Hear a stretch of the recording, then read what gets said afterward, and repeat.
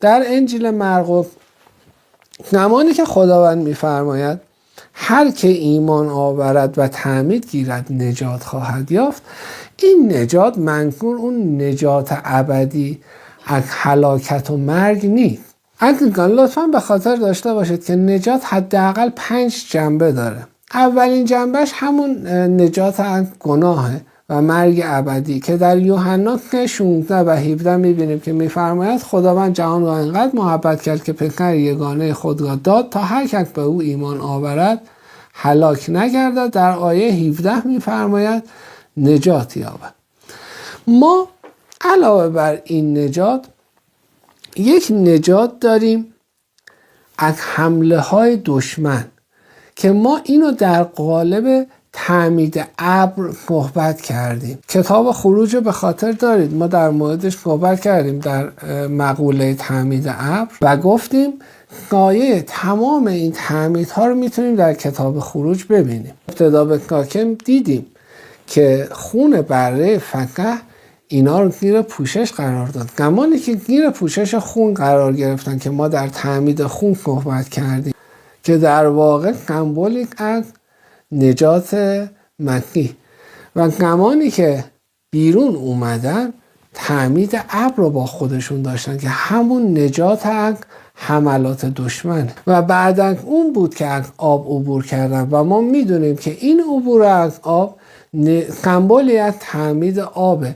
و این تعمید آب فی‌الواقع اونها رو از حاکمیت و قلمرو سرزمین مصر بیرون آورد. این نجاتی که در مرقس باب 16 میگه این نجاته، یعنی ما با مسیح میمیریم، با تمایلات نفسانی ما با مسیح میمیره و با یک تمایل معنوی و روحانی بلند میشیم و با او برخیزانیده میشیم و اعلان میکنیم که ما از این پس تابعیتمون دیگه زمینی نیست، ما دیگه زیر سلطه شیطان زندگی نمیکنیم، تابعیت ما آسمانی. علاوه بر این یک اعلان دیگه هم میکنیم، چون میبینیم زمانی که از آب عبور کردن هر کس به راه خودش نرفت، همه با هم در اتحاد از بیابان عبور کردن و این عبور از بیابان فی‌الواقع رهایی و نجات نفس ماست.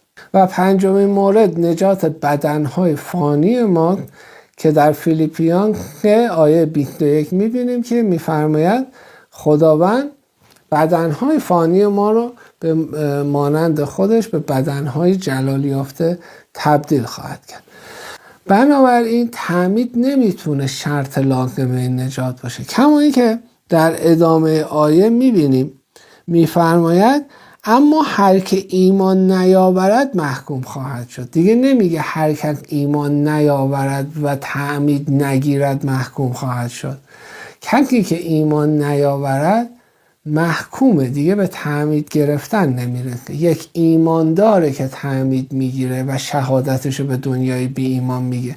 اگر تعمید شرط لازم باشه پس دزد روی صلیب نجات نداره. کما اینکه دیدیم خداوند بهش گفتش تا امروز با من در فردوس خواهی بود.